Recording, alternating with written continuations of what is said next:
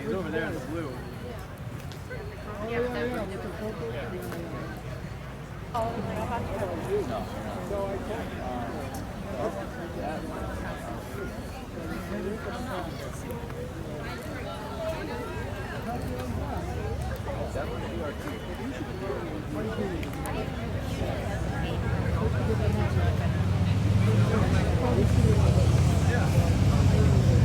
Well, good evening, everyone. My name is Derek Heidemann. I work at Old Sturbridge Village as the Director of Collections and Research.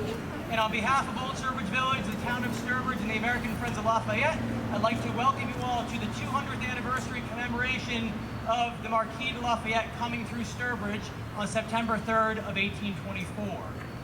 So this was, for those of you who don't know, General Lafayette was a very famous French general that came to the United States during the American War of Independence at the young age of 19.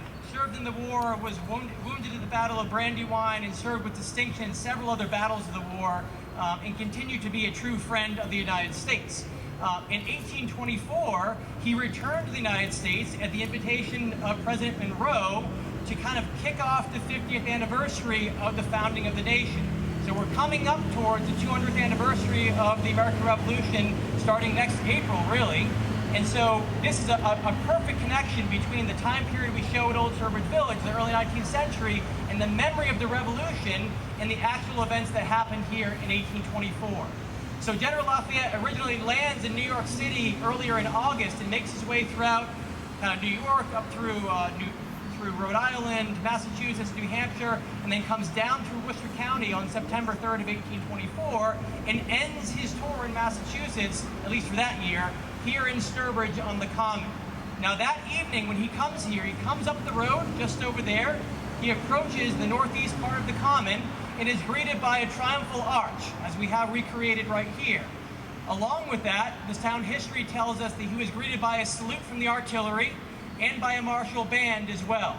So what we're going to be representing tonight is a recreation of those events that actually happened here on the evening of September 3rd of 1824 for this what really kicked off the beginning of the 50th anniversary of the nation. Just a couple of logistical things. We have a cannon right there. It's going to be really loud, and there's some danger associated with it. So the reason why you're all behind roped off lines is just because of the safety zone that we have for this. We're going to fire the cannon twice. Once the cannon fires for the second time, the ropes will come down, and we invite you all to come up towards the gazebo for the rest of the program. All right, and with that, we're going to kick things off. Thank you.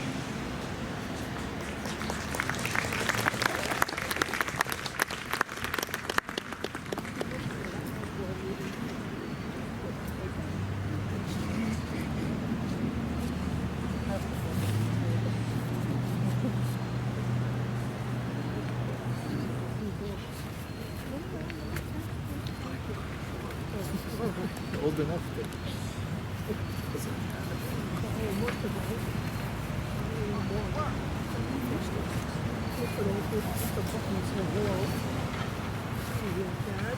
only got one, and how is it immediately? I said, yeah. She says, I got news for you.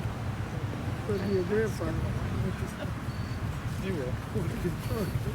5 o'clock in the morning, it's stinking in the driveway, but the reason overtook me. You must be getting old. I guess. There we go.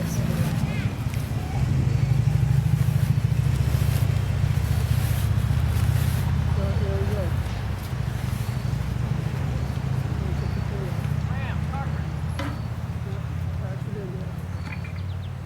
Where? This-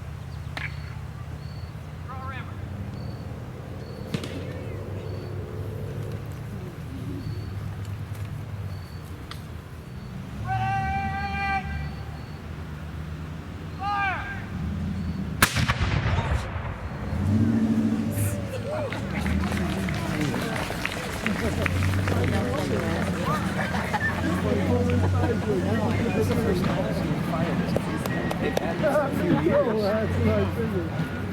They come. Echoed. They're gonna do it good. You know the secret? It's gonna be in that one. Yeah. Trying them. I hear better out of this one than I do out of this one, so I think it's different.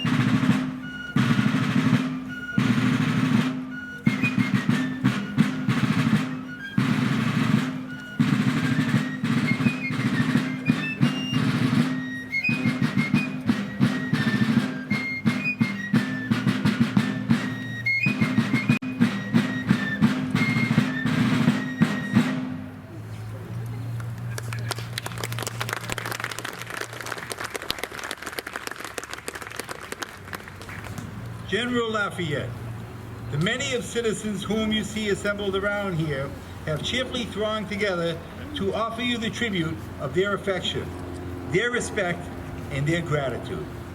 The inhabitants of Sturbridge hold in grateful remembrance the important services which you, sir, have rendered their beloved country.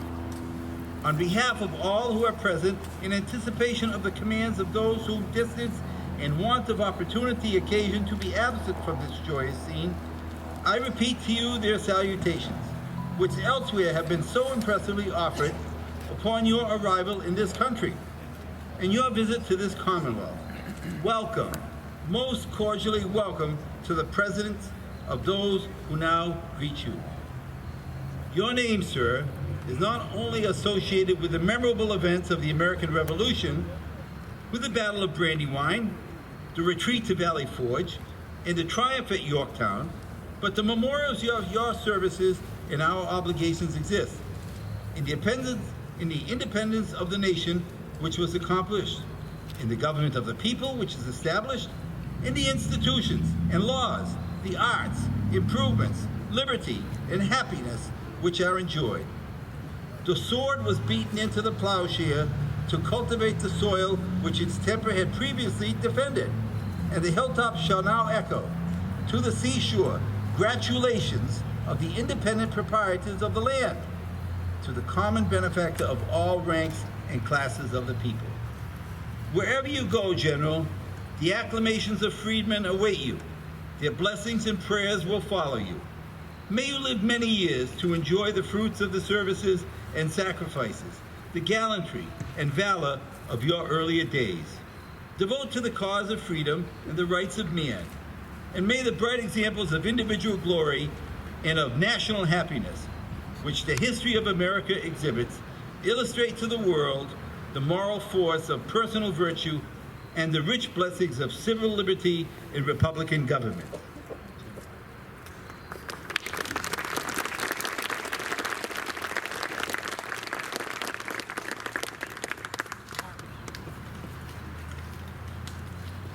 I receive with much sensitivity the expressions of kind attention with which I have been received by the inhabitants of the town of Sturbridge in the county of Worcester. I am delighted with the fine country which I have seen and the excellent improvement and cultivation which I have witnessed.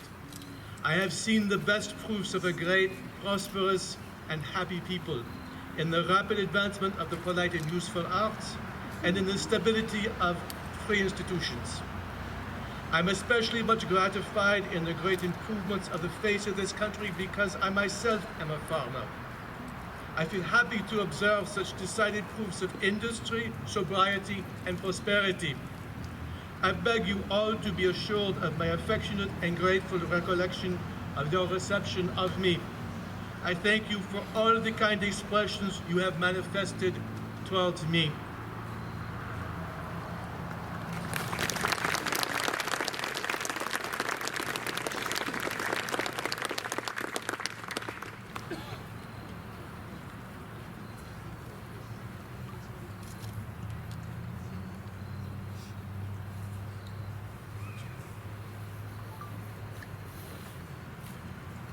General Lafayette, it has been many, many years.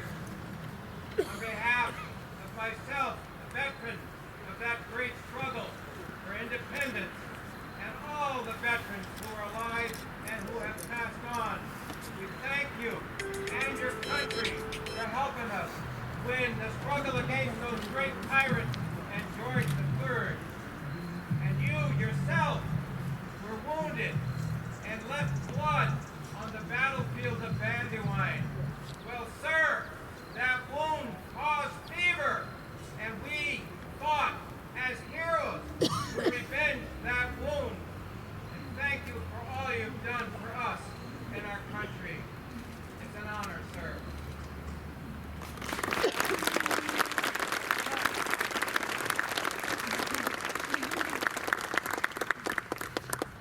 To the Holy Alliance of Lafayette and Liberty against the unholy combination of crowned heads against the rights of man.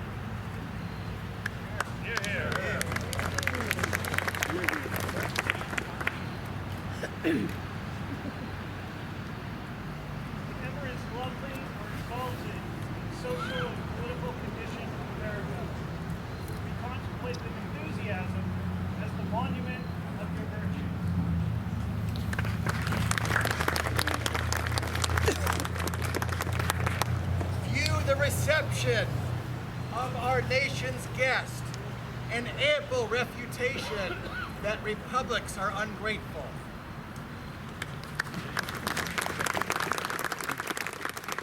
General Lafayette, in the various climates of our country to which you have recently passed, you've experienced a uniform temperature of the public feeling toward you. It has been warm, it has been grateful. And in this northern region, sir, where we are no strangers to cold and frost, you will find no chill on our affections for you.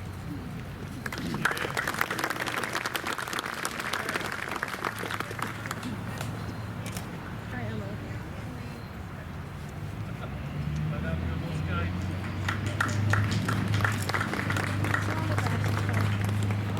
Very, very much, madame. Merci. Gentlemen, I must add one thing to your kind statements.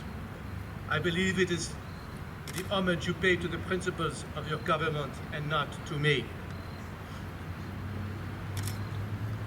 Amidst the inexpressible enjoyments which press upon my heart, I could not but feel particularly eager and happy to see my beloved brothers in arms here.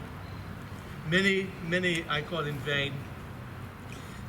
And at the head of them our matchless paternal chief, whose love to an adopted son, I am proud to say, it is to me a delightful gratification to recognize my surviving companions of our Revolutionary Army.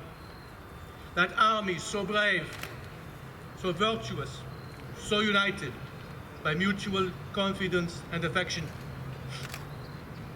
That we veterans have been the faithful soldiers of independence, freedom, and personal dignity and happiness.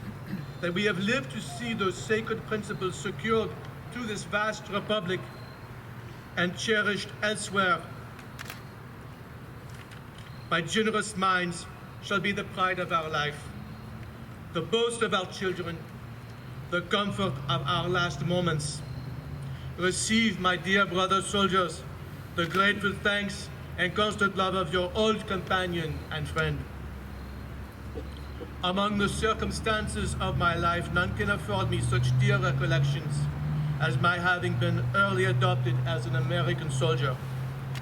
Happy I am to feel that the marks of affection and esteem bestowed upon me bear testimony to my perseverance in the American principles I received while under the American banner, and of which I shall to my last breath prove myself a devoted disciple. I beg you, Monsieur le Maire, and the citizens of the corporation, and Sturbridge at large, to accept my respectful acknowledgments to you and to the citizens of Sturbridge.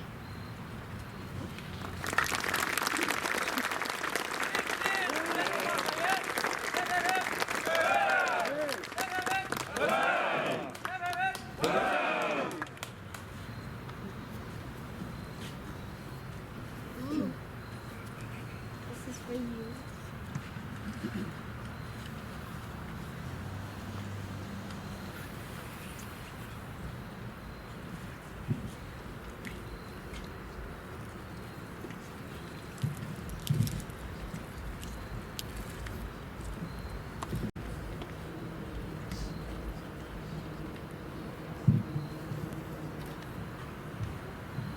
Our first song will be Come Honor the Brave.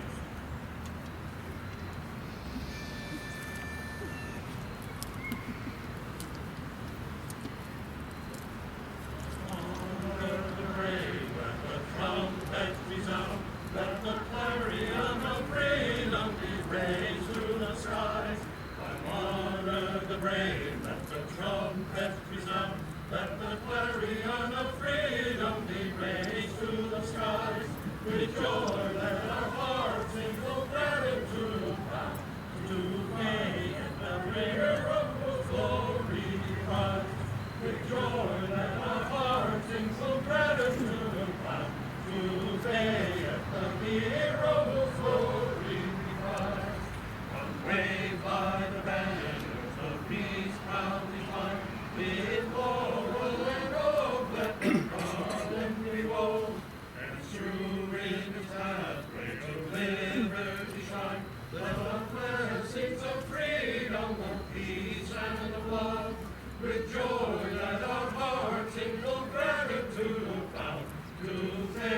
Lafayette, the hero whose glory we prize.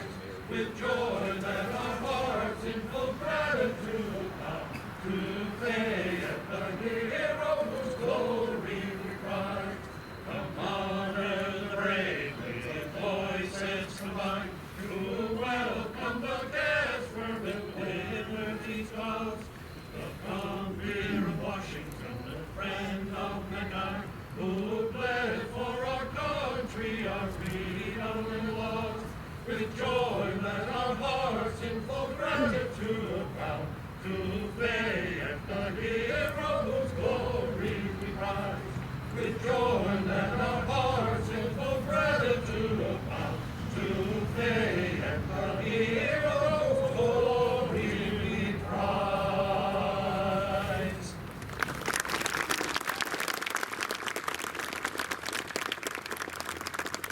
Our next piece is the Marseillaise hymn with some English words.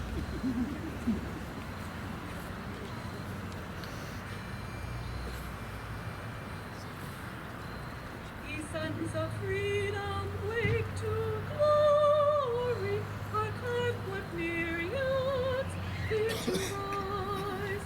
Your children, wives, and grandsires hoary, behold their tears and hear their cries. Behold their tears and hear their cries. Shall lawless tyrants mischief breeding, while hireling hosts, a ruffian band, affright and desolate the land, while peace and liberty lie bleeding. To arms ye breathe, the patriots on unsheathed. March on, all hearts resolve, on liberty or death. March on,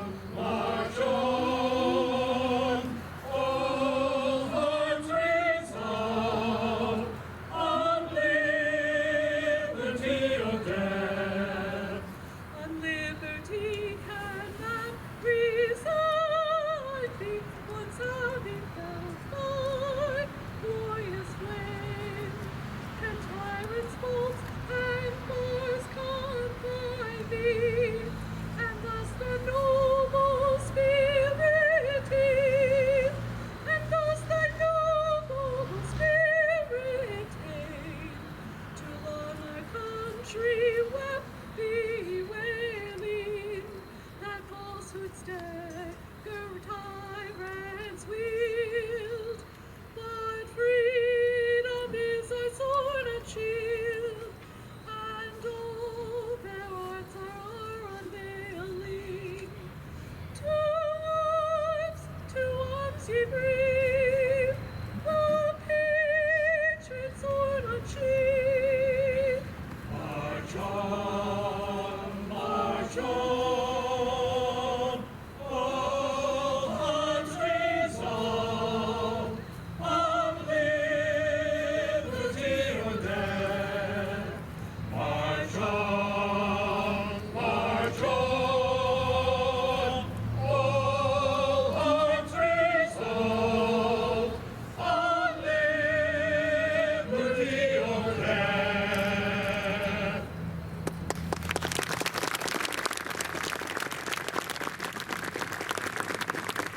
Our next piece is to a familiar tune, but the words for it are Washington's Favorite.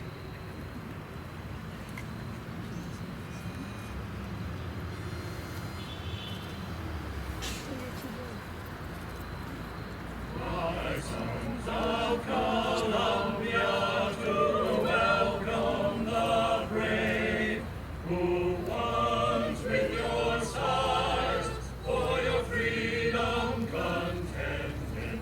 Rise, welcome the hero who comes o'er the way to visit the land he so nobly defended. The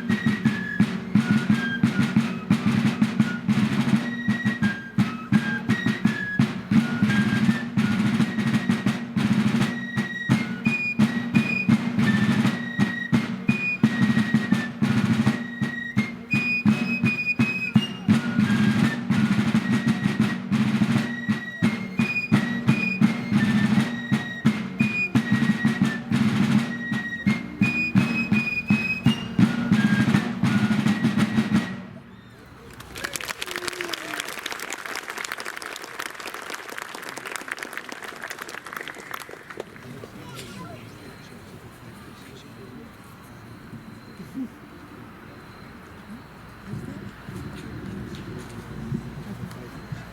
right, at this time, I'd like to welcome up Alan Hoffman from the American Friends of Lafayette to say a couple remarks about these commemorations.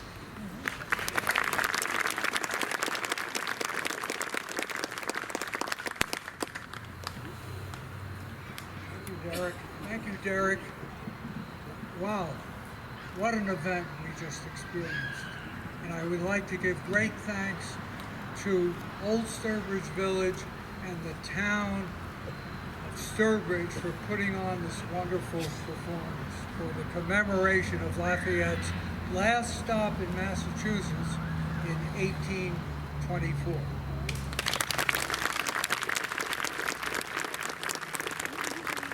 The American Friends of Lafayette was founded in 1932, actually at Lafayette College.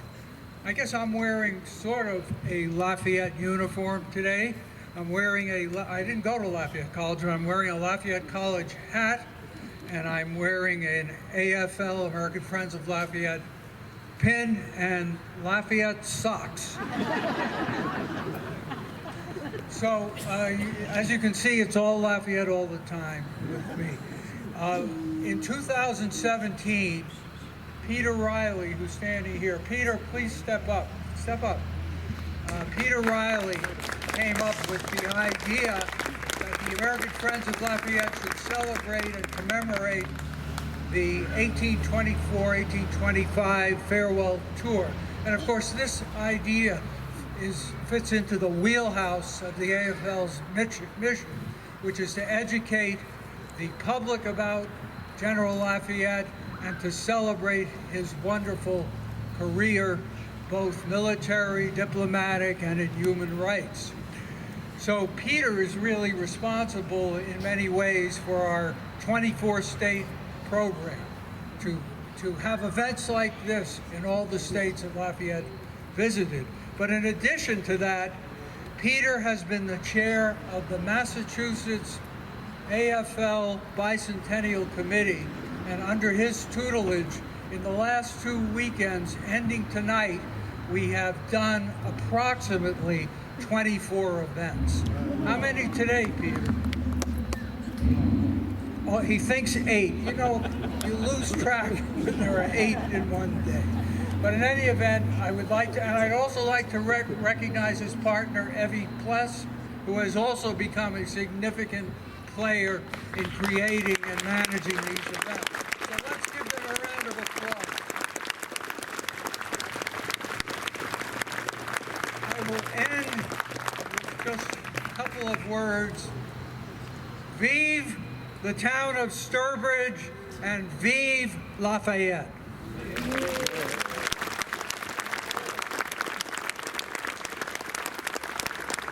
Thank you, Alan. Now, to conclude the program, we do have the Old Sturbridge Village dancers here, and I invite you to join them on the common if you'd like to actually do some dancing or mingle with Lafayette or anyone else here from the village. But I really want to thank you all for coming out tonight and kind of unifying as a town to support Lafayette coming through. In 1824, over 3,000 people came out to greet Lafayette in the town of Sturbridge. It was a massive reception, far more than people actually living here in the town. So it really is great to see this many people here. And it's really important to remember, too, these events in 1824, yes, they were about the 50th anniversary, but this is a time of trying to find things for Americans to latch onto to unify. This is a time of a very contentious political election, presidential election, 1824, a time when slavery is starting to really tear the nation apart with sectionalism. So this was one of these chances for Americans to come together, and I think we've done that tonight in this recreation as well. So thank you all for coming out. And with that, we'll have the Old Sturbridge Village dancers come out, and anyone who'd like to join in, please dance with them as well. Thank you.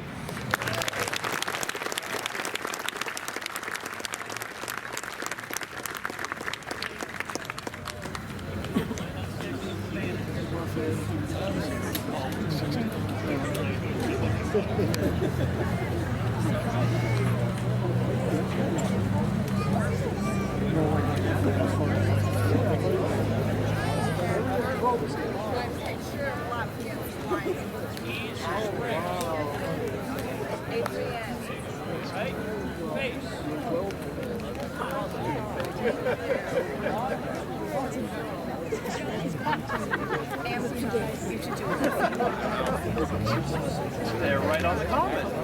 They gotta put down their muskets. Some antique heirlooms, you know.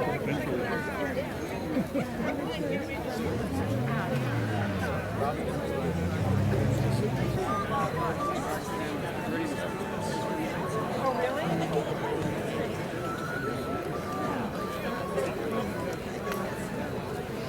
Yeah, piece of tea, trainee, yeah.